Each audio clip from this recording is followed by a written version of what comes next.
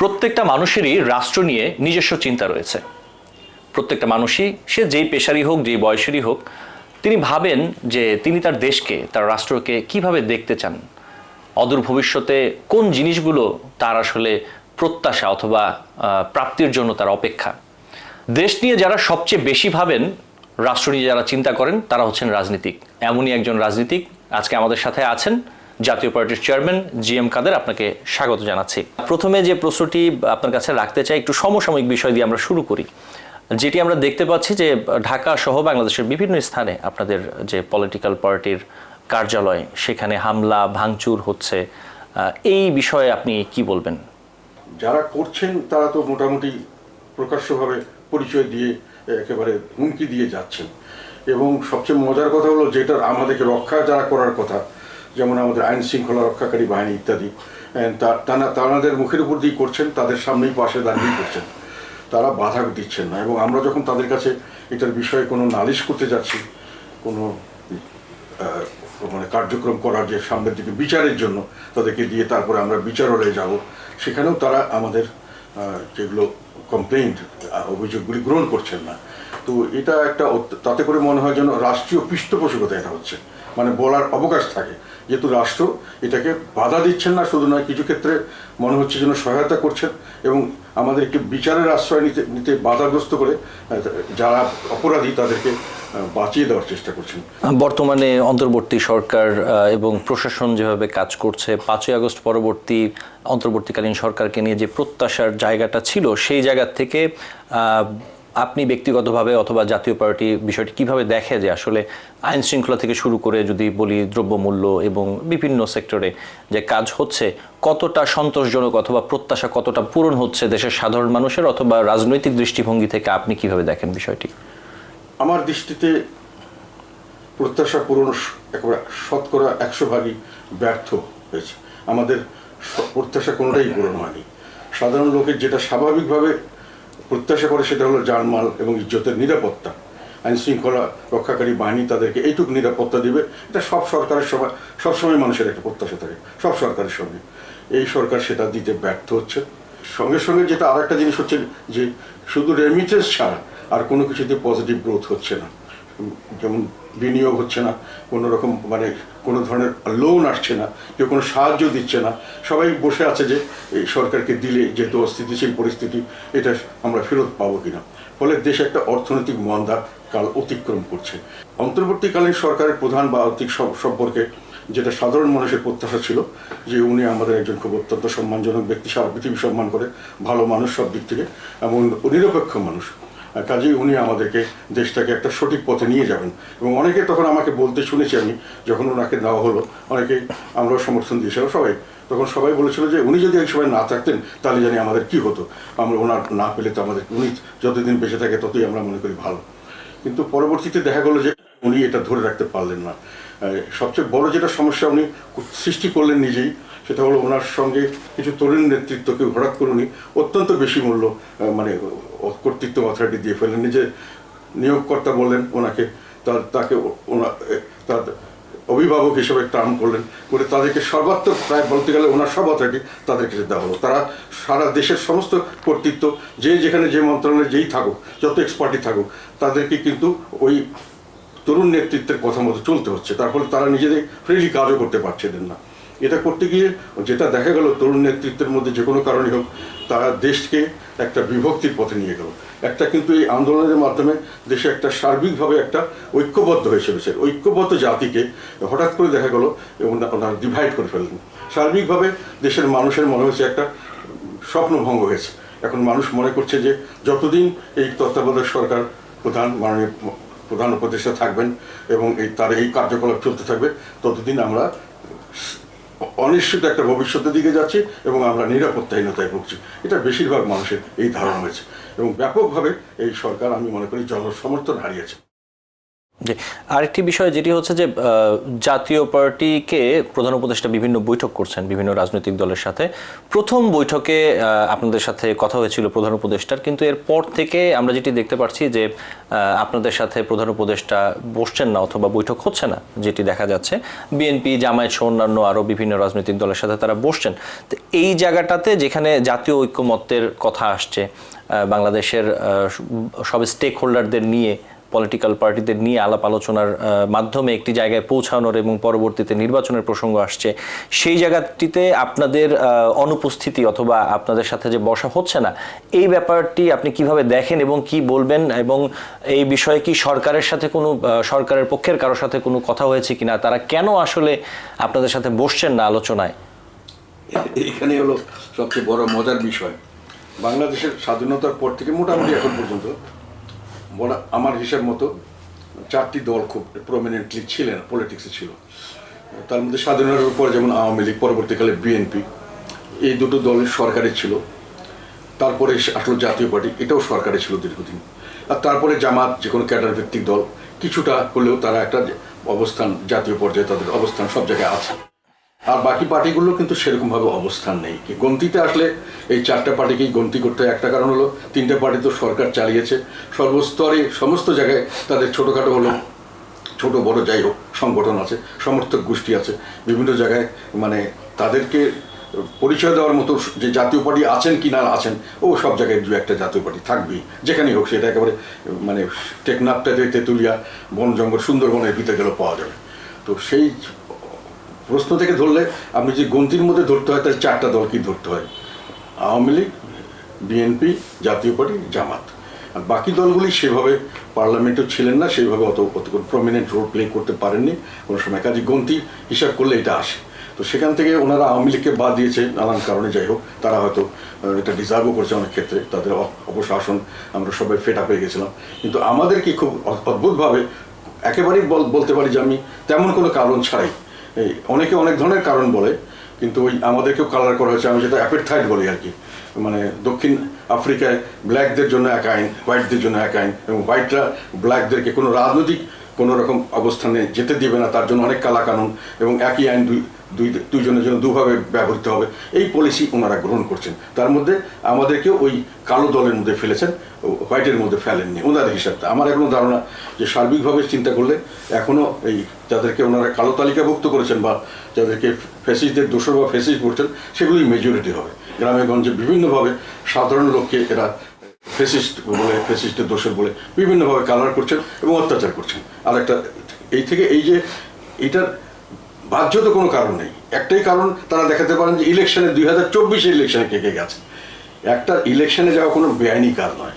আর আমরা কীভাবে ইলেকশনে গেছি, কীভাবে ইলেকশন হয়েছে, সেটা কিন্তু ইলেকশনের আগে, ইলেকশনের পরে সর্বাত্মকভাবে জাতীয় পার্টি সবসময় করেছে। আর সবচেয়ে বড় কথা, এই আন্দোলনটার সময় জাতীয় পার্টি একেবারে বিরাট একটা ভূমিকা পালন করছে। আমরা একেবারে অফিসিয়ালি ডিক্লেয়ার দিয়ে রংপুরে আমাদের ছেলেরা নেমেছে, 4টা ছেলেকে সেখানে অ্যারেস্ট করা হয়েছে, দুটো ছেলে আমাদের মারা গেছে গুলি খেয়ে। আমরা এখানে প্রায় 100-150 মানে রংপুর ছাড়া বাকি সব মিলে তাদের হুলিয়া ছিল তাদের নামে, তারা পালিয়ে বেড়েছে এই শেখ হাসিনার মুভমেন্ট। আমি প্রতিদিন শেখ হাসিনার সরকারের সময় যতদিন আমি পার্লামেন্টে ছিলাম, প্রতিদিন ওনার প্রতিটি কাজ সম্পর্কে মানে সমালোচনা, একেবারে যখন ওনার মন্ত্রী ছিলাম তখন আমি ওনার সঙ্গে ডিফার করেছি। আমরা কোনো সময় ওনাদের কোনো অপকর্মের সঙ্গে জড়িত ছিলাম না। যখনই করতে গেছেন আমরা বাধা দিয়েছি। যেমন বিডিআর হত্যাকাণ্ডের সময় তো আমার একটা ভাগ্নেই মারা গেছে। আমি বলি কয়েকটা যেগুলো ইনসিডেন্ট, সেখানে আমার একেবারে নিজের ছেলের মতো এবং আমার পরিবারের সন্তান একজন মারা গেছে সেখানে আমার ভাই তখন চেয়ারম্যান, উনি একেবারে ওখানে গিয়ে বিভিন্নভাবে চেষ্টা করেছেন জনগণের সঙ্গে নিয়ে এই জিনিসটাকে রোধ করা যায়, কী করা যায়। মানে অ্যাক্টিভলি আমাদের দল সেখানে ছিল, জনগণের সঙ্গে ছিল। এই আমি যখন মন্ত্রী তখন কিন্তু এটা হয়েছিল। আর পরে তোমার শাপলা চত্বর, সেই শাপলা চত্বরে সেখানে যখন হেফাজতরা গেল, তখন কিন্তু আমাদের দল অফিসিয়ালি ডিক্লেয়ার দিয়ে তাদেরকে সমর্থন করেছে, এবং আমাদের নেতা সহ আমরা গিয়ে রাস্তা পথে তাদেরকে প্রোটেকশন দিয়েছি, তাদেরকে পানি খাইয়েছি, তাদেরকে নানান ধরনের সেবা শুশ্রূষা করার ব্যবস্থা করেছি। কারণ বিপদে পড়লে তাদের সঙ্গে পাশে দাঁড়িয়েছে, আমাদের লোকরা সরাসরি তাদের সঙ্গে ছিল। কিন্তু তো ওখানেও আমরা ছিলাম। এই যে 5ই আগস্টে যেটা শেষ হলো 1 জুলাই থেকে 3 জুলাই পার্লামেন্টে আমি অফিসিয়ালি ডিক্লেয়ার দিয়ে বলেছিলাম এটা বৈষম্য বিরোধী আন্দোলন, এটা কোনো কোটার সংস্কার আন্দোলন নয়। এবং বাংলাদেশের মানুষ বৈষম্যের শিকার, এবং এটা বাংলাদেশের মানুষের বৈশিষ্ট্য হলো বাঙালিদের যে বৈষম্যের বিরুদ্ধে সংগ্রাম তারা কোনো সময় ছাড় দেয় না, এবং তারা যে কোনো ত্যাগ স্বীকার করতে প্রস্তুত থাকে, শেষ পর্যন্ত ফাইট করে। তারপরে 2 দিন পরে আমি 5ই বা 6 একটা পাবলিক মিটিংয়ে ডিটেইলভাবে এদের সমর্থনে কথা, তারপরে অলমোস্ট এভরি ডে আমি এই মানে আন্দোলনের সমর্থনে কথা বলেছি, সরকারের সরাসরি বিরোধিতা করেছে। এবং তখন অত্যন্ত একটা ঝুঁকিপূর্ণ অবস্থা ছিল, আমাদেরকে যে কোনো সময় যে কোনো লোককে ধরে নিয়ে যেত, যে কোনো সময় যে কোনো লোককে যে কোনো ধরনের শাস্তি পেতে হতো, তারপরেও আমরা ঝুঁকি নিয়ে এদের পাশে দাঁড়িয়েছিলাম। এবং আমি যখন ছেলেটা মারা যায়, ওর জানাজার ব্যবস্থা আমাদের রংপুরে যেটা আবু সাইদ সেখানে করেছিল, এবং আমি তার কবর জিয়ারত করেছিলাম। সেখানে সরকারের তার পরিবারকে কিছু সহায়তা করেছিলাম, তাদেরকে সর্বাত্মক সমর্থনের আশ্বাস দিয়েছিলাম, আমরা তাদের সঙ্গে ছিলাম। এবং শেষ দিন পর্যন্ত যখন সরকার গঠিত হলো, তখন আমরা গিয়ে এই সরকার কীভাবে হলে ভালো হয় এইসব ব্যাপারে আমরা কন্ট্রিবিউট করার চেষ্টা করেছি। কাজে আমাদেরকে দোষর বলার কোনো স্কোপ নাই, শুধু একটা নির্বাচন এবং কেন হয়েছে কীভাবে হয়েছে সেই নির্বাচন যে ঠিক হয়নি তার সবচেয়ে বেশি আমি সংসদে বক্তৃতা দিয়ে বলেছি, বাইরে আর্টিকেল লিখেছি, সেই বিদ্যুৎ খাতে যেগুলো গণ্ডগোল দুর্নীতি হয়েছে সেগুলো নিয়ে কথা বলেছি, আর্টিকেল লিখেছি, গ্যাস খাতে হয়েছে এগুলো নিয়ে কথা বলেছি, আর্টিকেল লিখেছি, নির্বাচনে কী কীভাবে কোথায় কারচুপি হয়েছে একটু ডিটেলভাবে আমি শুধু বলি নেই, সংসদে দাঁড়িয়ে বলেছি, এবং এই নির্বাচন সঠিক হয়নি এটাও বলেছি। সর্বাত্মকভাবে সমস্ত কিছুতে আমরা যেখানে যেখানে যেখানে দরকার ছিল বিরোধী দলের ভূমিকা পালন করছি। এখন কথা হলো যে আমরা নাকি ডামি ছিলাম। বাংলাদেশের সংবিধান অনুযায়ী আমি কোনো বিরোধী দলই এফেক্টিভ বিরোধী দল হতে পারে না। আমাদের সংবিধানের 70 ধারার কারণে আমি 5টা আসনের বিরোধী দল হই আর 140টা আসনের বিরোধী দল হই, আমি সরকার পরিবর্তন করতে পারবো না। সরকারের সমালোচনা করতে পারবো যতক্ষণ পর্যন্ত সরকার সমালোচনা করতে দিবে বা শুনবে, না শুনলে কিছুই করার নেই। কাজেই সব এই যে আওয়ামী লীগ যখন ছিল তখন বিএনপি যখন সংসদে থাকতো না, বিএনপি যখন ছিল আওয়ামী লীগ সংসদে থাকতো না। আমরাও সংসদে থেকে যতটুকু পেরেছি কন্ট্রিবিউট করেছি, বাইরেও কন্ট্রিবিউট করেছি। এখন আমাদের ওই ধরনের একেবারে সরকারকে ধাক্কা দিয়ে ফিরে দেওয়ার মতো জনবল বা সেরকম সামর্থ্য ছিল না। কিন্তু আমরা কোনো সময় এই সরকারের, যেমন আমি সরকারি থাকা অবস্থায় আমি যখন মন্ত্রী, ক্যাবিনেট মিনিস্টার, তখন বিমানের একটা ব্যাপারে আমার সঙ্গে প্রধানমন্ত্রীর মত বিরোধ হয়। উনি একটা কাজ করতে বলেছেন, আমি বলেছি এটা নীতি বিরুদ্ধ হবে, জনগণের বিরুদ্ধে হবে, আমি করবো না, I resigned. Then she did not, উনি রিসিভ করেন না, ইনকোয়ারি করেছেন, পরে আমার কথাটাই মেনে নিয়েছেন। পরবর্তীকালে যখন আমাকে আবার 2014 সালে নির্বাচনের কথা আসলো, আমাদের দল বর্জন করলো, আমরা সবাই উইথড্রল লেটার দিলাম, আমারটা অ্যাকসেপ্ট করা হয়নি, আমার এরশাদ সাহেবেরটা অ্যাকসেপ্ট করা হয়নি। কিন্তু এরশাদ সাহেবকে নিয়ে আটক করা হলো, আমারটা অ্যাকসেপ্ট, আমি এরশাদ সাহেবের কাছে গেলাম, আমি জানতাম না যে উনি অসুস্থ বা কিছু কিনা। উনি বললেন আমি অসুস্থ না, আমাকে জোর করে আনা হয়েছে। আমি এসে প্রেসের সঙ্গে সঙ্গে বলেছি, প্রেস পাই না, আমার বাসায় ডেকেছি, সেখানে প্রেসে কথা বললাম, কোনো জায়গায় কেউ আমাকে প্রেসের জায়গা দিচ্ছিল না কথা বলার জন্য। তারপরে আমি আমার লোকদেরকে বলেছি, 270টা লোক আমার কথাতে উইথড্র করেছে, বলছে আমরা আর যাবো না। অনেককে বলা হয়েছিল যে আপনি থাকেন, আপনার প্রতিদ্বন্দ্বী উইথড্র করছে, কাজে আপনি কিন্তু হয়ে যাচ্ছেন। সেই অবস্থায় আমাদের লোকরা বলছে আমরা যাবো না। 270 জন আমার সঙ্গে ছিল, আমরা করিনি। 2000 কিন্তু সেই সময় কিন্তু বিএনপি এবং জামাত সবাই কিন্তু আবার স্থানীয় সরকার নির্বাচনগুলি করেছে। কাজে বৈধতা ওই সরকারের, যে শেখ হাসিনা নির্বাচিত হয়েছিল অবৈধভাবে, তার সরকারে আমরা পার্টিসিপেট করিনি তা নয়। এবং 2018-তে যখন নির্বাচন হয়েছে সেখানেও কিন্তু সবাই পার্টিসিপেট করেছে। 2024-এ এসে একটা পজিশন সৃষ্টি হয়েছে যেটাতে আমাদেরকে কিছুটা হলো বাধ্য করা হচ্ছে, এটা সবাই জানে। এটা কিন্তু কোনো গোপনীয়তা নয়, কারণ তখনও বলা হয়েছে, এর পরবর্তীকালে বিভিন্নভাবে বলা হয়েছে, এবং এটা সম্পর্কে গভর্নমেন্টের ডকুমেন্টও আছে যে how we are taken to that. তারপরেও ধরে নিলাম যে আমরা যদি যেই থাকি, সেটা তো যদি জনগণ যদি মনে করে এটা যাওয়া ঠিক হয়নি, জনগণ যদি মনে করে, তাহলে জনগণ আমাকে ভোটের মাধ্যমে সেটা রিপ্লাই দেবে যে না, ওনারা ভালো কাজ করেনি, আমরা ওনাকে চাই না। কিন্তু আমাদেরকে তার জন্য সমস্ত রাজনৈতিক প্রক্রিয়া থেকে বাদ দেওয়া, আমাকে রাজনীতি করতে না দেওয়া, এটা কোনো দেশের কোনো আইনে কোনো কাজই কভার করে না। আমাদের গণহত্যাতেও আমাদেরকে নিতে পারবে না, আমাদেরকে কোনো ধরনের কোনো বেআইনি কাজেও আমাদেরকে ধরতে পারবে না। ফলে এই জিনিসগুলো করা হচ্ছে সম্পূর্ণ অযৌক্তিকভাবে, এবং এইটি হলো বাংলাদেশের এখন সবচেয়ে বড় সমস্যা। এবং এই সমস্যাটাকে, এই যে অ্যাপারথাইড বা পৃথকীকরণটাকে এমন একটা পর্যায়ে নিয়ে যাওয়া হয়েছে যে আমি বিশ্বাস করছি যে সরকার দেশকে একটা গৃহযুদ্ধকে নিয়ে যাচ্ছে। মানে একটা মানুষকে, একটা বিড়ালকেও, কথা আছে, আমরা ছোটোবেলা আমাদের মা বাবা বলতো, আমাদের বাসায় অনেক বিড়াল টিল থাকতো, বলতে চারপাশের দরজা জানলা বন্ধ করে বিড়ালকে মারতে যাবে না, তাহলে বিড়াল তোকে খুন করে ফেলবে। তার পাশে দরজা জানলা খোলা রাখ, তাহলে মারলেও পালিয়ে যাবে। তোকে অ্যাটাক করবে না। এখন বলতে গেলে একটা বড় দলে একটা বিড়াল বলবো কেন, এটাকে একটা বাঘই বলতে পারি, তাদেরকে আপনি চারপাশ থেকে দরজা বন্ধ করে তাকে অ্যাটাক করতে চাইবেন, সে তো চেষ্টা করবে এবং সেই চেষ্টা তো ধ্বংসাত্মক চেষ্টা হবে, সে মারতে চাইবে। আপনি আমাকে মারতে আসছেন, আমি আপনাকে মারতে চাইবো, খুনাখুনির ব্যাপার হবে। তো এই খুনাখুনির পরিবেশ আমরা সৃষ্টি করছি এবং সৃষ্টি করছি। আমি জানি না এই খুনাখুনির পরিবেশ সৃষ্টি করলে কতটুকু কে সাকসেসফুল হবে, কিন্তু আমরা আগের যুগে দেখতাম, মানে আমরা যখন প্রাচীন যুগের কথা শুনতাম তখন হলো একটা দেশ আর একটা দেশকে দখল করলে ওই দেশের রাজা, পরিষদবর্গ এবং প্রজাদের পর্যন্ত মেরে ফেলা হতো। পরে দেখা গেল যে না, প্রজাদের না বাদে শুধু রাজা এবং পরিষদবর্গ। তারপরে দেখা গেলো যে শুধু রাজাকেই মেরে ফেললে, রাজার ফ্যামিলি মেরে ফেললেই চলবে, বাকিটা থাকবে। পরে যখন মানুষ সভ্য হলো তখন বলে মারতে হবে কেন, আমরা সবাই মিলে করব, কেউ হারবে কে জিতবে, যে রাজা থাকবে না, শাসন হবে কিন্তু শোষণের উদ্দেশ্য নয়, সেবার উদ্দেশ্য। এটাই তো গণতন্ত্র, এটাই তো সভ্যতা। আমরা সভ্যতার উত্তরণ করে এই পর্যন্ত এসে আমরা আবার ব্যাক করে এখন বলতে চাচ্ছি যে যখন মারা গেছে কেউ, এটা কথাটা ওনাদের তরুণ কিছু নেতা এসে বলছেও শুনলাম যে পরাজিত হয়েছে তাদেরকে সব সহ শেষ করতে, মানে আমাদের পার্টি শেষ করবে, আমাদের নেতাকর্মীদের শেষ করবে, আমাদের নেতাদের, তারপরে আমাদের কর্মীদের, তারপরে আমাদের ভোটারদের। এরকম একটা অ্যাটিটিউড নিয়ে গভর্নমেন্ট অগ্রসর হচ্ছে। মানে অ্যাপারেন্টলি মনে হচ্ছে, ডিক্লেয়ার পলিসি কি আমি জানি না, কিন্তু অ্যাপারেন্টলি মনে হচ্ছে ওনারা শুধু আমাকে রাজনীতি থেকে বাদ দিচ্ছে তা তো না, আমাদের নেতাকর্মীদের শুধু নেতাদের ধরছে তা নয়, কর্মীদেরও ধরছে, আমাদের সাপোর্টারদেরকেও ধরছে, এবং সাপোর্টারদেরকে তারা বাঁচতে দেবে না, এবং তাদেরকে আলটিমেটলি কি ভোট দিতে দেবে কিনা তাও জানি না। এগুলো যে আইনগুলো করা হচ্ছে এগুলো কিন্তু খালা কানুন, যেটা যে আমি কতগুলো জিনিস, মানে একটা আমি বলছি যে আইনের শাসন বলতে কতগুলো জিনিস বোঝায়। একটা লোককে যদি আমি শাস্তি দিতে চাই তাহলে আইনের শাসন হলো যে ওই আইনি কাঠামোতে তাকে বিচার করে শাস্তি দিতে, বিচারটা হতে হবে উন্মুক্ত এবং স্বচ্ছ। তো এই প্রক্রিয়া ছাড়া তুমি কোনো শাস্তি দিতে পারবে না। আমরা কিছুদিন আগে যেটা আইন দেখলাম, যেটাতে ওই পার্টি ব্যান করে দেওয়া হলো, সেই আইনের মধ্যে একটা প্রভিশন করা হলো যে তাদেরকে গণহত্যার দায়ে বিচার করা যাবে, বিচার করা যাবে। তো বিচার করেন, কিন্তু বিচারের পরে রায় কী হবে সেটা কিন্তু ওনারা দিয়ে ফেললো অ্যাডমিনিস্ট্রেটিভ অর্ডারে, যে ওনারা কোনো রাজনৈতিক কার্যক্রম নিষিদ্ধ, তবে রায় হয়ে গেল অনেক কার্যক্রম করতে পারে, সেটার আবার বাস্তবায়ন হয়ে গেল ইলেকশন কমিশন ডিক্লেয়ার দিন ওনারা ইলেকশন করতে পারবেন না, টেম্পোরারি নিবন্ধন স্থগিত করার, টেম্পোরারি নিবন্ধন স্থগিত করার প্রভিশন আছে কিনা আমার একটু সন্দেহ আছে। আমি যেহেতু এগুলো ডিটেলভাবে দেখিনি, কিন্তু দীর্ঘদিন সব কাজের সঙ্গে ছিলাম। তারপরে এরা করলেন, মানে একটা লোককে বিচার প্রক্রিয়া করার জন্য আমি বিচারের জন্য তাকে নিলাম, ঠিক আছে বিচার করবেন, বিচারের যদি দোষী সাব্যস্ত হয় শাস্তি দেবেন, তার আগে শাস্তি দিতে পারবেন না, যেহেতু আইনের শাসন বলে যে বিচার প্রক্রিয়া ছাড়া কোনো লোককে শাস্তি দেওয়া যাবে না। কিন্তু আপনি শাস্তি রায় ঘোষণা করলেন এবং রায়টা বাস্তবায়ন করলেন, কথার কথা 5 বছর 10 বছর পরে বিচার কাজ সব যখন শেষ হবে তখন দেখা যাবে এটা 10 বছর লাগতে পারে, 20 বছর লাগতে পারে।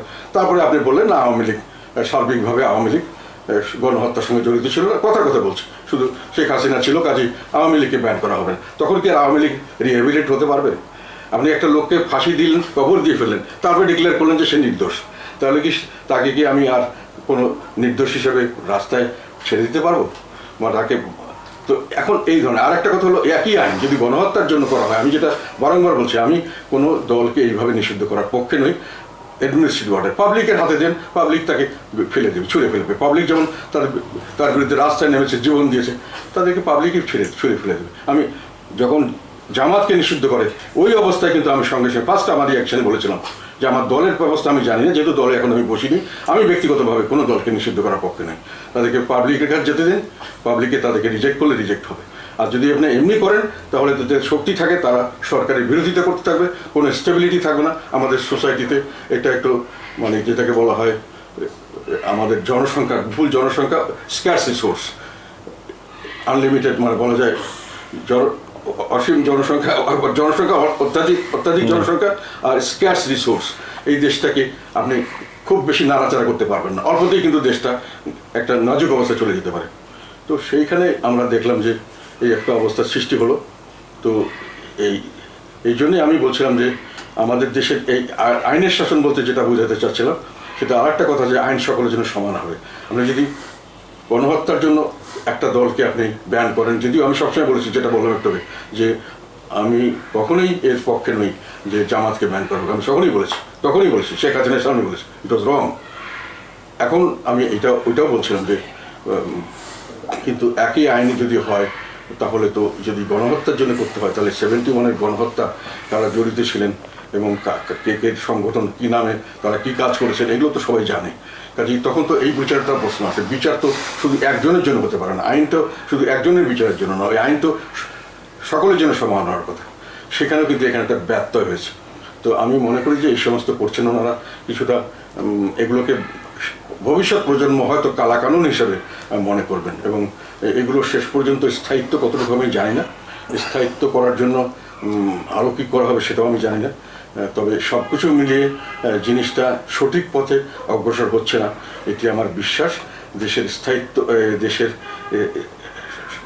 স্বাভাবিকত্ব নষ্ট হচ্ছে, বিশেষ করে রাজনৈতিক এই সামাজিক অস্থিরতা হচ্ছে, এবং এটা রাজনৈতিক অস্থিরতা এটাতে বাড়াবে।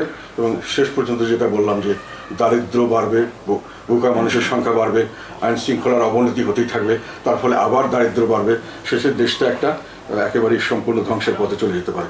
এটি আমার আশঙ্কা। এখন আমি জানি না কেন এনারা করছেন, কতদিন করবেন, করে শেষ পর্যন্ত সামলাতে পারবেন কতটুকু। কারণ আমার দৃঢ় বিশ্বাস যে বাংলাদেশের জনগণ সবসময় রেজিলিয়েন্ট, যে কোনোভাবে নিজেকে বের করে আনতে পারে। অত্যাচার, অনেক অত্যাচার তো আমরা দেখি, 71-এর অত্যাচার তো আমার চোখের উপর দিয়ে দেখা গেছে, কীভাবে আমাদেরকে সেখানে সেখানে গুলি করে মারা হয়েছে, যেখানে সেখানে অপদস্থ করা হয়েছে, কোনো মানে কারণ ছাড়া ঘরে ঘরে গিয়ে কাজ করা হচ্ছে, এবং সেখানে এগুলো তো আমাদের স্মৃতিতে আছে। আবার দেশের মানুষ কিন্তু যে কোনোভাবে একটা উদ্ধার হয়েছে। কাজে ওগুলোকে একেবারেই মানে আবার আমাকে তখন একজন বলছিল, 71 সালে একজন আমাকে বললো, আমরা বলছি হতাশ, কিছু তো করা যাচ্ছে না। তখন একজন বলছিল, বাবা চিন্তা করবেন না, ঠিক হয়ে যাবে, এগুলো এই সমস্ত অন্যায় বেশি দিন টিকে না। তো অন্যায় টিকে নেই, শেষ পর্যন্ত চলে গেছে। এখন যেগুলো অন্যায় হচ্ছে আমি মনে করি যে এগুলো টিকবে না, স্বাভাবিকভাবেই এটা প্রসেসে চলে যাবে।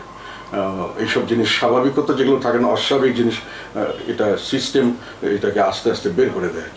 বাংলাদেশের মানুষ রেজিলিয়েন্ট, তারা বেঁচে থাকবে এবং এইসবকে ট্যাকেল করে বেঁচে থাকবে ইনশাল্লাহ, এটা আমার বিশ্বাস। Thank you sir. আমরা ব্রেক নেই। দর্শক, রাষ্ট্রচিন্তা অনুষ্ঠানে নিচ্ছি ছোট্ট একটি বিরতি, সাথেই থাকুন। দর্শক, বিরতির পর আবারও স্বাগত জানাচ্ছি। আমাদের সাথে আছেন জাতীয় পার্টির চেয়ারম্যান জি এম কাদের, আপনাকে আবারও স্বাগত জানাচ্ছি। বেশ কিছু মামলা রয়েছে আপনার বিরুদ্ধে, সেই মামলার বিষয়ে যদি একটু বলতেন আমাদের, যে আসলে কোন প্রেক্ষাপটে 5 আগস্টের পরে বিশেষ করে যে মামলাগুলো হয়েছে সেই বিষয়ে যদি একটু বলতেন। আমার দীর্ঘ জীবনে আমি প্রায় 25 বছরের মতো গুরুত্বপূর্ণ অনেক জায়গায় কাজ করেছি, সরকারি, বেসরকারি, আধা সরকারি, বিদেশি চাকরি করেছি। আমার বিরুদ্ধে কোনো রকম কোনো ক্রিমিনাল চার্জ কেউ দিতে পারেনি। আমি অনেক গুরুত্বপূর্ণ পদে ছিলাম, সরকার পরিবর্তন বা বিভিন্ন কারণে বিভিন্ন সময় আমাকে নিয়ে অনেক গবেষণা হচ্ছে, অনেক ইনকোয়ারি হয়েছে, অনেকভাবে। এমনকি পেপারে চট্টগ্রামে যখন আমার ভাই হোসেন মাহাদের সাথে রিজাইন করলেন, চলে গেলেন, তখন চট্টগ্রামে আমি যে দায়িত্বে ছিলাম, সারা দেশের বলতে গেলে অয়েল পারচেসটা আমার উপর দিত। পেট্রোলিয়াম ফিউল অয়েল, যেটা পেট্রোলিয়াম প্রোডাক্টস, এগুলো সবগুলো আমি ছিলাম ইনচার্জ সেই সময়।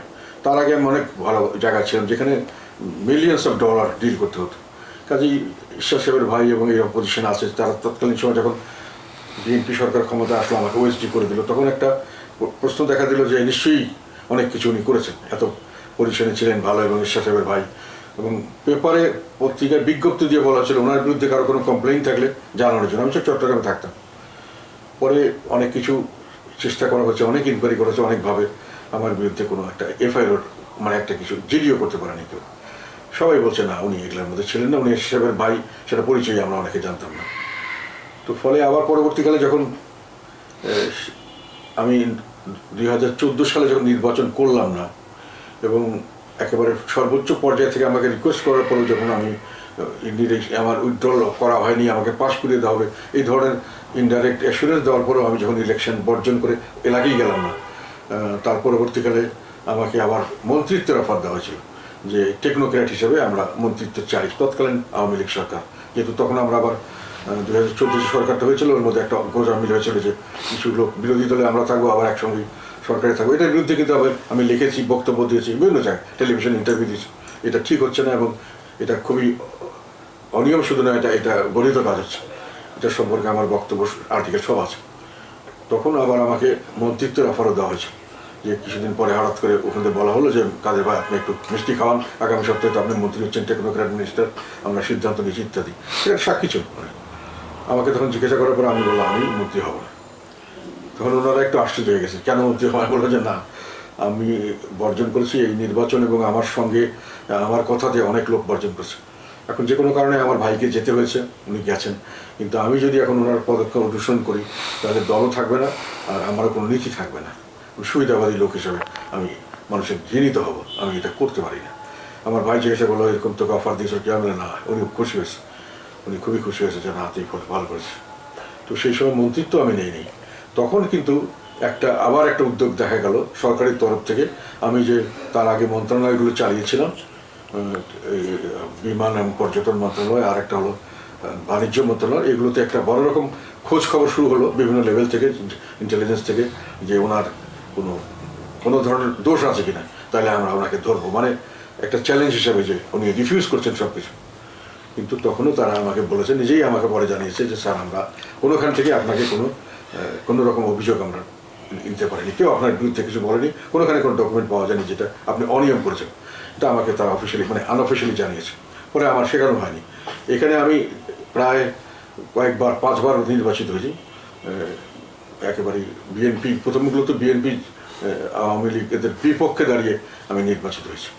পরবর্তী আমরা একবার আওয়ামী লীগের সঙ্গে ছিলাম, তখন ওরা বিএনপি এবং জামাত আলাদা ছিল। যাই হোক, আমার বিরুদ্ধে কোনো মামলা হয়নি। শুধু আমি যখন আমি কাউন্সিলের মাধ্যমে 2019-এ বোধহয় আমি এরশাদ সাহেব মারা যাওয়ার পরে যখন আমি ফার্স্ট হলাম, চেয়ারম্যান হিসেবে হলো, আনএনিমাস সবাই একেবারে 100% লোক আমার পক্ষে এবং বিপুলভাবে আমার পক্ষে ছিল। তারপরে কিছু লোক একটা মামলা করলো, সেটা সিভিল স্যুট, যে আমার লাইফে আমার বিরুদ্ধে ওইটাই ফার্স্ট একটা সিভিল স্যুট হলো, যে আমার এটা সঠিকভাবে হয়নি, এবং এটা তৎকালীন সরকার, শেখ হাসিনা সরকার এটাকে এমনভাবে একটা অবস্থান সৃষ্টি করলো যে না, আমি একেবারে ইলেকশন হেরেই যাবো আমি মামলায়। যাই হোক, অনেক চেষ্টা করে, অনেক কষ্ট করে এটা ঠেকানো হয়েছে, সবাই মিলিয়ে করেছে। তখন ওই একটা ফার্স্ট মামলা হলো। আর তারপরে এই 5ই আগস্টের পরে দীর্ঘদিন আমার কোনো মামলা ছিল না, হঠাৎ করে দেখলাম যে একটার পর একটা আমার বিরুদ্ধে মামলা দেওয়া শুরু হলো। আমার শুধু না, আমার ওয়াইফের বিরুদ্ধে আরও কয়েকজন নেতা। তো এবং সেটা একটা অদ্ভুত ব্যাপার হলো, প্রথম শুনলাম যে মামলাটার কথা, সেটা সেই সময় যেই সময়কার কথা বলা হয়েছে, সেই সময়কালে আমি বঙ্গভবনে বসে ওই সরকার পরিবর্তন ইত্যাদি ব্যাপারে আলাপ আলোচনা করছি। সেই সময় কোথায় একটা জায়গায় 2টো মার্ডার হয়েছে, যাত্রাবাড়ি, সেখানে 2টো মামলায় আমাকে আসামি করা হলো।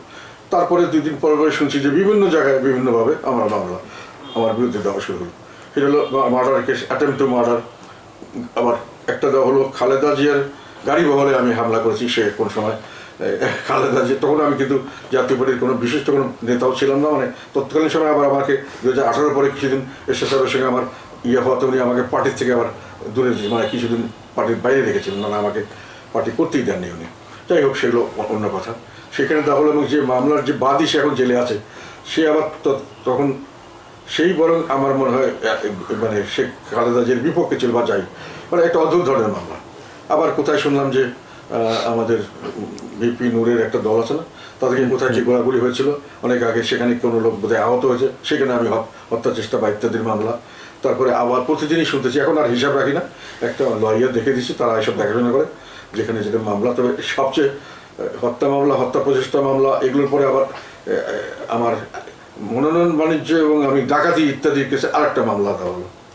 এটা একটা অদ্ভুত আর কি, মানে যে কোনোভাবে হোক আমাকে হেয় প্রতিপন্ন করা বা আমাকে বিপদে ফেলা, এইটা একটা জিনিস শুরু হয়ে গেছে আর কি। আবার এখন তো আবার প্রতিদিন শুনতেছি বিভিন্ন জায়গায় আমাদের লোকরা যে প্রোটেস্ট করছে, সেখানে আবার যারা মামলা করছে সবের মধ্যে আমি আসামি। তো এটার কোনো শেষ নেই, কাজে ওটা নিয়ে আমি এখন আর চিন্তা করছি না, কারণ এটা ধরে নিয়েছি আমি যেগুলো রাজনৈতিক মামলা এবং রাজনৈতিকভাবেই এর সমাধান হবে। এটার কোনো বিচার, সার্বিক অর্থে বিচারের প্রক্রিয়াকে বাধাগ্রস্ত করা হচ্ছে বিভিন্নভাবে। আমি বিচারকদের দোষ দিই না, কিন্তু যেটাকে বলা আইনের শাসন, যে সবাইকে মুক্ত সুযোগ সুবিধা দিতে হবে, এটা করা হচ্ছে না। আর সবচেয়ে বড় আমি মনে করি খারাপ কাজ যেটা বর্তমান সরকারের হচ্ছে, সেটা হলো যে কাউকে মামলা, কতগুলো ফলস মামলা, এটা কিন্তু ওনারা জানেন এবং ওনারা নিজেই স্বীকার করেছেন এবং বিভিন্ন জায়গায় স্টেটমেন্ট দিয়েছেন, এবং তারা চেষ্টা করছেন, আমাদেরকে বলেছেন যে ফলস মামলায় কাউকে ধরা হবে না ইত্যাদি। কিন্তু যাকেই যখন দরকার হচ্ছে ধরছেন এবং এই ফলস মামলাগুলোতে না ফাঁসিয়ে তাকে জেলে রাখছেন এবং তাকে কোনো জামিন দিতে দিচ্ছে না, সরকার থেকে রীতিমতো অর্ডার দিয়ে করা হচ্ছে, আমি যা শুনেছি। এগুলো আমার মনে হয় বিচার বিভাগের স্বাধীনতার উপর হস্তক্ষেপ, এবং এগুলো করে একেবারে নির্দোষ মানে যতক্ষণ পর্যন্ত সে দোষী সাব্যস্ত না হয়, ইভেন তার নামে কমপ্লেন থাকলেও তাকে বিচার করে দোষী না হয়, ততদিন পর্যন্ত সে নির্দোষ। সেই নির্দোষ লোককে বিভিন্নভাবে নির্যাতন করা হচ্ছে আর কারাগারে বিনা বিচারে আটক করে রাখা হচ্ছে। এটা কিন্তু আমরা শেখ হাসিনার বিরুদ্ধে বলতাম, কিন্তু বর্তমান সরকার এটার চেয়ে কোনো অংশে কম না। এবং এখন পর্যন্ত আমি মনে করি হাজার হাজার শুধু নয়, মানে লক্ষাধিক ছাড়িয়ে গেছে এই ধরনের মামলা। বিভিন্ন ওই দোষর বলে ধরে নিয়েছেন। একটা ভদ্রলোক আমাকে একদিন বললো, আমার সঙ্গে দেখা টাকা করতে এক জায়গায়, তবে ওর ফ্যামিলির থেকে একজন এসে বললো যে উনি, আমি বলি কী হলো, ওনাকে দেখি না, বলে যে উনি তো নাই, ওনাকে কেন অ্যারেস্ট করবো, উনি তো রাজনীতি, বলে রাজনীতি না, একটা বিয়ে বাড়িতে গিয়ে কোনো একটা মন্ত্রীর সঙ্গে সবাই মিলে ছবি তুলছে, উনিও দাঁড়িয়েছিলেন, এখন উনি নাকি দোষর হয়ে গেছেন, সেই হিসাবে ওনার বাসা লুটপাট করেছে, ওনাকে ধরে নিয়ে গেছে, পুলিশে দিয়েছে, পুলিশ ওই মামলায় তাকে দিয়ে এখন আটক করে আছে, কোনো জামিন দিচ্ছে না। এবং এরকম প্রায় অনেকে 8 মাস, আমাদের দলেরই কয়েকজন আছেন যে 8-9 মাস থেকে প্রায়, ওই যে মানে প্রথম হয়তো পুরো 7 বার 10 দিন 1 মাসে ধরেছেন, তারপর থেকে তাদেরকে দিচ্ছেন না। শুধু না, একটা থেকে জামিন দিলে আবার আরেকটা শোনার দিকে আরেকটা কেসে রেখে দিচ্ছেন। এরকমভাবে একেবারে কি বলবো, যেটাকে ওরা ফেসিবাদ বলেন আর কি। এই ফেসিবাদের যে কারণে শেখ হাসিনাকে ফেসিবাদ বলা হয়, আমরা তো আগে ফেসিবাদ কথাটা আমি আগে অতটা জানতাম না, মানে কি এখনো শিওর জানি না, তবে ওই কারণে কিন্তু এখনো হচ্ছে, মানে বিনা বিচারে আটক করে অত্যাচার করা, নিপীড়ন করা, মানুষকে বিভিন্ন ধরনের তার ব্যবসা প্রতিষ্ঠানগুলো ধ্বংস করে দেওয়া। আগে তো অন্ততপক্ষে বাড়িঘর ব্যবসা প্রতিষ্ঠানে এইভাবে আঘাত হতো না, মানুষকে ধরে রাখতো, হয়তো তাকে নির্যাতন করতো বা তাকে জেলে রাখতো বিনা বিচারে, এইটা একটা খারাপ জিনিস ছিল। এখন আবার তার সঙ্গে যুক্ত হয়েছে বাড়িঘর ভেঙে দেওয়া, ব্যবসা প্রতিষ্ঠান ভেঙে দেওয়া, মানে একটা মানুষকে সর্বশান্ত করা, মানে নিপীড়ন নির্যাতনের সর্বত্র একেবারে মামলা দিয়ে খালি ফাঁসি দিয়ে তাকে ফিনিশ করে দেওয়া এক জিনিস, আর তার ছেলেপেলে সহ তার পরিবারকে পথে বসিয়ে দেওয়া আরেক জিনিস। এখন সেই সিস্টেম চালু হয়েছে। তো এগুলো খুবই দুর্ভাগ্যজনক, এবং এগুলো আমি মনে করি যে এই অন্যায় অবিচারের তো বিচার হবেই একদিন, আল্লাহর তরফ থেকে হলে হবে। মানুষ না করলেও, মানুষ ভুলে যায়, আল্লাহ তো ভুলে না, আল্লাহ সবসময় ন্যায় বিচার প্রতিষ্ঠিত করেন। আরেকটি বিষয়ে আমরা একটু এখন অন্য প্রসঙ্গে যাই। যদি বলি আপনার যে রাজনীতির, এই যে দীর্ঘদিনের রাজনৈতিক পথ চলা, এই পথ চলার শুরুটা কিভাবে এবং কিভাবে আসলে জাতীয় পার্টির সাথে এতটা সম্পৃক্ত হওয়া অথবা নির্বাচনে আসা এবং পরবর্তীতে যে ধারাবাহিকতার যে বিষয়টি যদি একটু সংক্ষেপে বলতেন দর্শকদের উদ্দেশ্যে।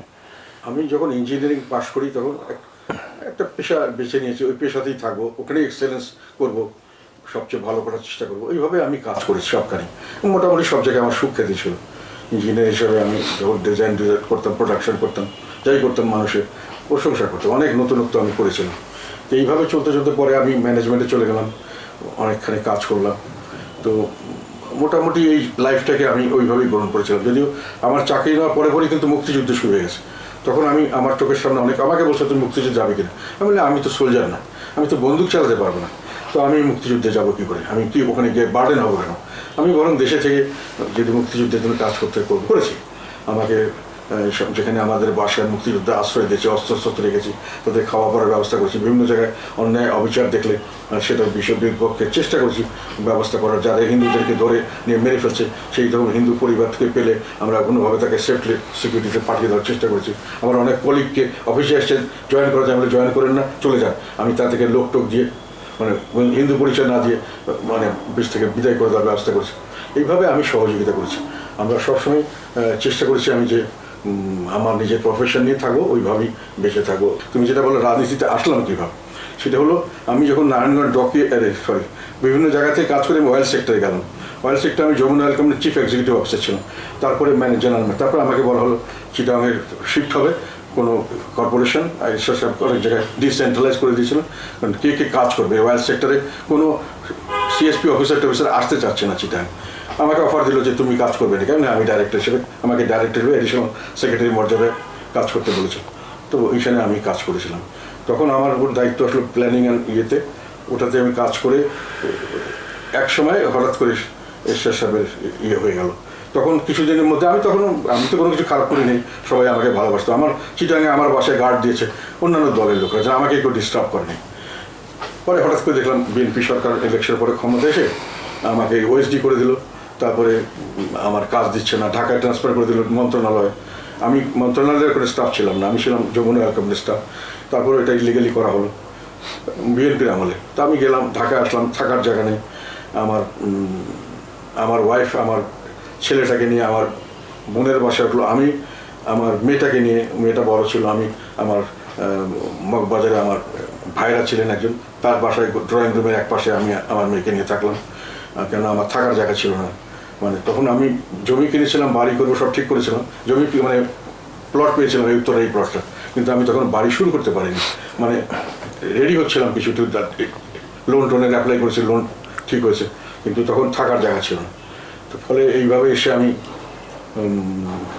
যখন আছি তখন আমার ধারণা হলো যে আমার যখন বসে আছি কোনো কাজ দিচ্ছে না, একটা ফিক্সড একটা অ্যালাউন্স দেয় মাসে মাসে, তো খুব কষ্টের দিন কাটাচ্ছিলাম, হাঁটা চলা করতে পারি না, গাড়ি নেই, আমার বাচ্চারা কোনোদিন গাড়ি ছাড়া চড়েনি ছোটোবেলা থেকে, আমার বাসায় 2-3টে গাড়ি ছিল, আমার মানে আমার এন্টারটেনমেন্ট ছিল অনেক। তখন আমি আস্তে আস্তে জাতীয় পার্টির, আমার ভাইয়ের অনেক সময় উনি জানাতেন আমাকে, অনেক কিছু জানতে চাইতেন, তখন আমি আস্তে আস্তে জাতীয় পার্টির সঙ্গে জড়িত হলাম এবং গিয়ে ওদের সঙ্গে মিশলাম। তারপরে ঈশ্বর সাহেবের কেস টেসগুলো যখন দেখছি যে কেউ ঠিক মতো দেখছে না, বা যা দেখছে আমার কাছে মনে হলো আমারও একটা দায়িত্ব আছে, এটা আমি শিক্ষিত মানুষ, উপযুক্ত ওনার জন্য কাজ করতে গিয়ে আস্তে আস্তে ওনাদের সঙ্গে জড়িত হলাম বিভিন্নভাবে। তারপরে ওনার এইসব কেস নিয়ে বিভিন্ন এম্বাসির সঙ্গে বিভিন্ন জায়গায় আমি যোগাযোগ করলাম। তারপরে একটা এম্বাসি থেকে আমাকে বললো যে তোমার ভাইয়ের কিন্তু মুক্তি হবে না জীবনে। আমাদের ধারণা তুমি যদি নিজে তোমরা রাজনীতিতে আসো এবং অ্যাক্টিভলি কিছু করতে চাও ঈশ্বর সাহেবের জন্য, করতে পারো, তাহলে হয়তো উনি একদিন ছাড়া পেতে পারেন।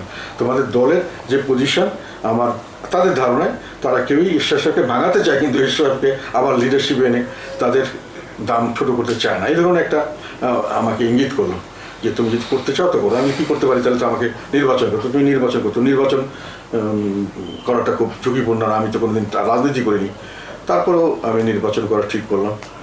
এই আস্তে আস্তে যখন নির্বাচনের জন্য গেলাম, রেজিগনেশন দিলাম, তারপরে অনেক চড়াই উতরে আমাকে প্রথমে আমাকে আমার নমিনেশন জাতীয় পার্টিকে দেওয়া হয়নি প্রথমে, এরশাদ তখন জেলে, আমার জায়গায় আরেকটা ছেলেকে দেওয়া হলো। আমি রংপুরে করতে চাইলাম, কিন্তু রংপুরতে এরশাদ সাহেব করবেন, কাজে আমার নানা বাড়ি ছিল লালমনিরহাট সদর, ওখান থেকে করতে চাইলাম, তখন ওখান থেকে আমাকে নমিনেশন দেওয়া হয়নি প্রথমে। পরে এরশাদ সাহেবকে যখন আবার জানালাম, উনি আবার চিঠি দিয়ে ব্যবস্থা করলেন, যাই হোক নমিনেশন পেলাম। তারপরে ওখানে আমি নির্বাচন করলাম। এই নির্বাচন করার সময় থেকে আমি এই রাজনীতি বলতে গেলে আসল রাজনীতিটা শিখলাম। নির্বাচন না করলে হয়তো রাজনীতি শেখা যায় না, এটা তখন আমার ধারণা হলো। আর ওই পাশ করার পরে একটা সার্টিফিকেট পেলাম যে আমি রাজনীতিবিদ। তো পাশটা করতে হয়েছে অনেক কষ্টে, যেহেতু তখন এরশাদ সাহেবের বিরুদ্ধে সমস্ত প্রোপাগান্ডা সারা দেশব্যাপী, এবং আমাদেরকে কোথাও সংগঠনই করতে দিচ্ছিল না। তারপরেও আমি যেখানে গেছি সেখানে বিএনপি খুবই শক্তিশালী ছিল, আওয়ামী লীগ শক্তিশালী ছিল, এবং সবাই কাউন্ট করেছিল আওয়ামী লীগ বা বিএনপি পাস করবে। আমার সেখানে পাস করার কথা কোনো ফোরকাস্টে আসেনি, কিন্তু আমি বুঝতে পেরেছি যখন আমি মানুষের মধ্যে গেছি, যারা প্রসেশন করে যাচ্ছে, আওয়ামী লীগের প্রসেশন, বিএনপির প্রসেশন, অনেকে পিছন থেকে এসে আমার পাশে দাঁড়াচ্ছে, বলছে আমরা আপনাকে ভোট দেব। তখন আমি বুঝতে পেরেছি যে মানুষের মন আছে, জাতীয় পার্টির দিকে এখনও ভালোবাসা আছে, এবং হয়তো আমি ভোটে পাস করতে পারবো। তারপরে ভোটের দিনও অনেক জবরদস্তি ভোট কেন্দ্র দখলে ছিল। একটা ভোট কেন্দ্র দখল করে আমি যখন বললাম, ডিসি সাহেবরা খুব ভালো করেছেন, সঙ্গে সঙ্গে ভোট কেন্দ্রটা স্টপ করে দিয়েছেন, কারণ দখল করে সম্পূর্ণ ব্যালট সিলিং করছিল। পরে দেখা গেল যে যখন রেজাল্টের সময় আসলো, তখন দেখা গেল যে ওই ভোট কেন্দ্রে 100% ভোটও যদি সেই ভদ্রলোক পায়, আমার প্রতিদ্বন্দ্বী, তারপরেও আমি জিতে যাই, আমার যেটা মার্জিন। ফলে উনি আমাকে ডিক্লেয়ার করলো যে আমি জিতে গেছি। কিন্তু পরে আবার কেস করলো একজন যে না, এটা হয়নি, মানে এই অনিয়ম হয়েছে। আমাকে আবার কাঠগড়ায় দাঁড়িয়ে ফেস করতে হলো, সেখানে আমার ডকুমেন্ট দিয়ে প্রমাণ করতে হলো যে আমি কাজে অনেক চড়াই উতরাই পরে আমি এই পর্যায়ে আসছি। যখন আসছি তখন অবশ্য এখন এমপি হয়ে গেছি, তখন তো স্বাভাবিকভাবেই জাতীয় পার্টিতে আমার একটা পজিশন হয়েছে, আমার বক্তব্য, আমার কথাবার্তা। তার আগে আমাকে অবশ্য প্রেসিডিয়াম মেম্বার করেছিলেন রানোয়ার মঞ্জু সাহেব, উনি তখন মহাসচিব ছিলেন, উনি এরশাদ সাহেবকে সাজেশন দিয়েছিলেন। এরশাদ সাহেব খুব হেসিটেন্ট ছিলেন যে আমার হয়তো নতুন, সে পার্টি তেমন করেনি, তাকে সবাই গ্রহণ করবে কিনা, অনেকেই গ্রহণ করতে চায়নি, কিন্তু রানোয়ার মঞ্জু সাহেব, এই জন্য আমি ওনার উপর কৃতজ্ঞ এই একটা কারণে, যে উনি খুব স্ট্যান্ডলি বলেছিলেন যে না, তাকে আপনি যদি রাজনীতিতে আনতে চান তাহলে পজিশন দিতে হবে, তার বয়স আছে। আর উনি ইনসিডেন্টালি উনি আমার মিনিস্টার ছিলেন, উনি আমাকে ভালো বলতে চিনতেন, যে উপযুক্ত লোক, তাকে আপনি নিয়ে আসেন, আপনার জন্য ভালো হবে। তো ফলে আমাকে তখন প্রেসিডেন্ট মেম্বার করেছেন ইলেকশনের ঠিক কয়েকদিন আগে। তারপর থেকে আমি জাতীয় পার্টিতে রাজনীতিবিদ হিসেবে আসলাম। বাংলাদেশ নিয়ে, রাষ্ট্র নিয়ে একজন রাজনীতিক হিসেবে আপনার চিন্তাটা কি? রাষ্ট্র ডেফিনেটলি আমরা এমন একটা রাষ্ট্র চাই যেখানে আমরা পরিবার পরিজন নিয়ে মোটামুটি একটা নিরাপদে নিশ্চিতে থাকবো। নিরাপদ মানে আমার নিজের, যেটাকে বলা হয় আমার সম্পদ, আমার পারিপার্শ্বিকতা, মান সম্মান, আমার ইনকাম, এগুলো একটা রিজনেবল পর্যায়ে থাকে যেন আমি বেঁচে থাকতে পারি, একটা আরাম আয়েশ নিয়ে মোটামুটি একটা স্বাভাবিক জীবনযাপন করতে পারি। আর সঙ্গে সঙ্গে স্বাভাবিকভাবে আমার প্রত্যাশা হলো আমার পরের যে আমার ছেলে মেয়ে, আমার নাতি নাতনি, এরা যেন এই দেশে সুখে থাকতে পারে এবং আজকে যেরকম দেশ আছে সামনে যেন তারা আরও ভালো, আমার চেয়ে যেন আমার ছেলেপেলে ভালো থাকে, নাতি নাতনি যেন তার চেয়েও ভালো থাকে, এটা আমার প্রত্যাশা। স্বাভাবিক মানুষ হিসেবে সব মানুষেরই এটা প্রত্যাশা থাকে আমি মনে করি। তবে এটার জন্য আমি যেটা ধারণা করি সেটা হলো, যেটা আমরা বলতে গেলে স্বাধীনতার পর থেকে এখন পর্যন্ত পাইনি, সেটা হলো গণতান্ত্রিক শাসন ব্যবস্থার প্রকৃত একটা চর্চা।